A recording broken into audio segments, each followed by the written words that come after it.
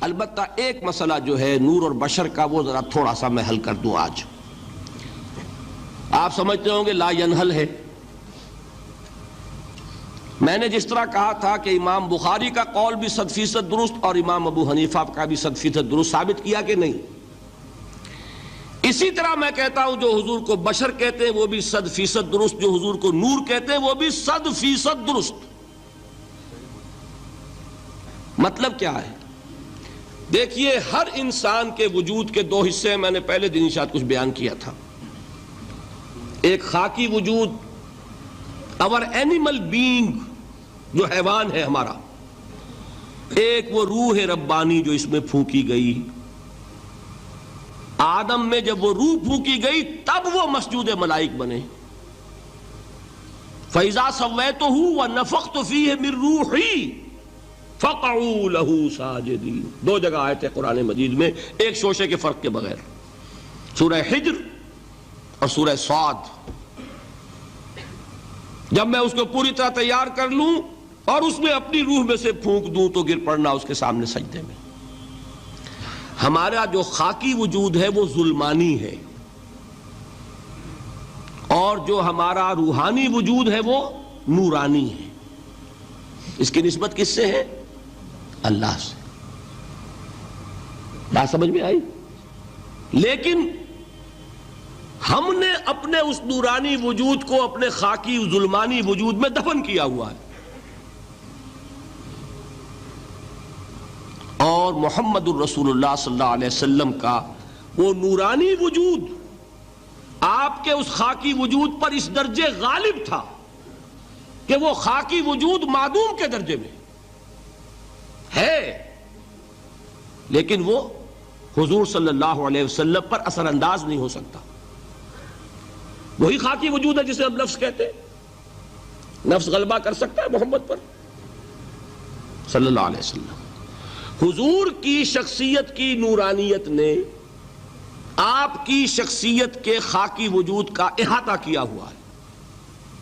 ہماری شخصیت کی ظلمانیت نے ہماری اس نورانیت کو گل کیا ہوا ہے، دفن کیا ہوا ہے، چھپایا ہوا ہے. بس یہ فرق ہے. انہیں آپ کہہ لیں نور، صحیح ہے، ان کی نورانیت غالب ہے. یہی بات ہے جو حضور نے اس طرح سمجھائی. دیکھو ہر انسان کے ساتھ ایک شیطان ہوتا ہے. اب کسی صحابی نے بڑی جرت سے کام لیا، پوچھ لیا حضور کہ آپ کے ساتھ بھی ہے؟ ہر انسان کے ساتھ جو کہا نا، تو انسان تو ہے آپ بھی، کیونکہ آپ کے ساتھ بھی ہے. آپ نے فرمایا ہے، لیکن میں نے اسے مسلمان کر رکھا. بات ختم ہو گئی. نفی نہیں ہے، وہ میرے تابع ہے، میرا مطیع ہے، مجھے گدن نہیں پہنچا سکتا. ہے تو صحیح، لیکن نہ ہونے کے درجے میں آ گیا کہ نہیں. یہ ہے فرق سارا. اور میں یہاں پہ کوٹ کرنا چاہتا ہوں ایک بہت بڑے بریلوی مکتب فکر کے عالم دین، صاحب زادہ، نام میرے ذہن سے ایک دم اتر گیا، فیض الحسن.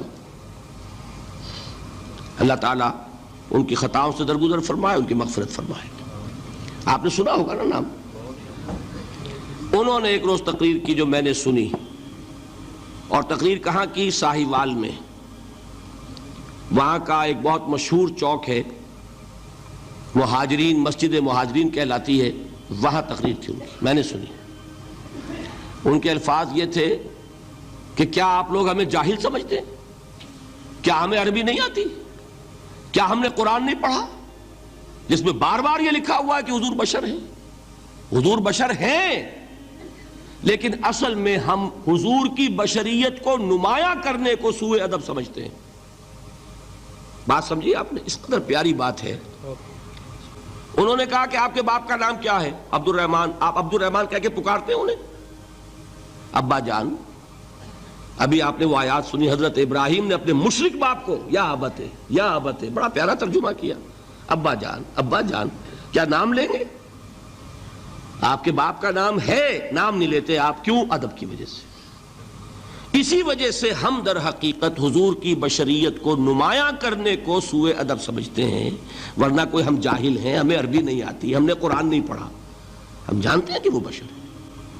بات سمجھ میں آئی؟ کتنی آسانی سے مسئلہ حل ہوتا ہے بشرطے کہ نیت حل کرنے کی ہو۔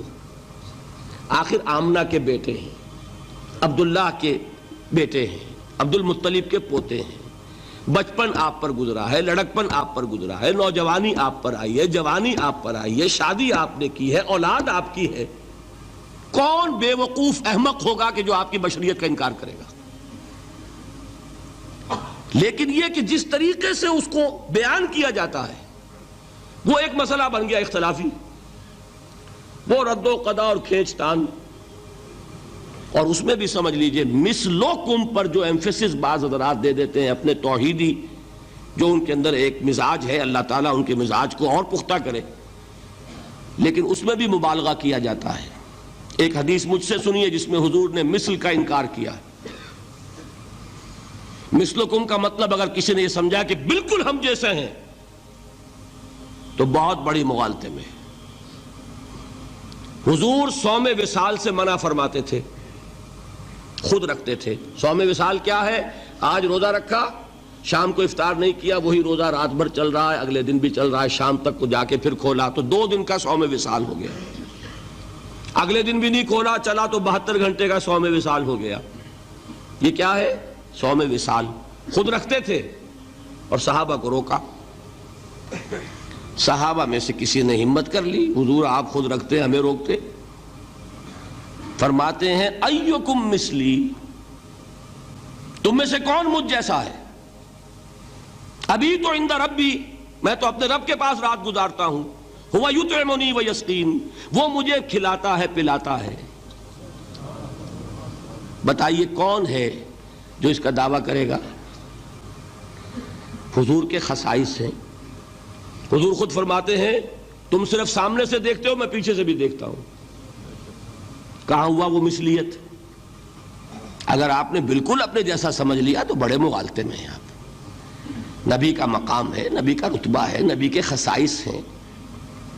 آپ سو گئے تو آپ کی نیند، آپ کی وضو ٹوٹ گئی اور نبی سو گیا تو کہاں گئی مثلیت؟ پھر مثل اس معنی میں کہ بشر ہیں، نسل آدم سے ہیں، اس میں کوئی شک نہیں، اس معنی میں مثل ٹھیک ہے، قل انما انا بشر مثلکم، لیکن ہر اعتبار سے تو نہیں۔ سب سے بڑا فرق یہی ہے کہ وہی آ رہی ہے، معراج پہ تشریف لے گئے ہیں، اس دنیا میں بیٹھے ہوئے بھی جنت کا مشاہدہ فرما لیتے ہیں، کرا دیا جاتا ہے، دوزخ کا مشاہدہ کرایا جاتا ہے، فرشتے کو دیکھ رہے ہیں۔ یہ چیزیں ہیں، اور پھر خصائص جیسا کہ میں نے عرض کیا کہ آپ پیچھے سے بھی دیکھتے ہیں۔ آپ کا معاملہ یہ ہے کہ آپ اگر سو جائیں تو آپ کا وضو نہیں ختم ہوگا۔ یہ ساری چیزیں جو ہے ان سب کو بیلنس کیجئے تو معلوم ہوگا کہ آپ بشر بھی ہیں 100% درست، لیکن آپ کی وہ نورانیت، آپ سراج منیر، ہدایت کا روشن چراغ، آپ کی جو روح انور ہے وہ آپ کے اس جسدی وجود پر اس طریقے سے حاوی ہے کہ گویا کہ اس نے اس کی ظلمانیت کو ختم کر کے رکھ دیا ہے۔ اس معنی میں کوئی کہے نور مجسم تو مجھے کوئی اعتراض نہیں۔ یہ ہے ان چیزوں کو جمع کرنے کی شکل، خواہ مخواہ کی کھینچ تان کے سوا کچھ نہیں۔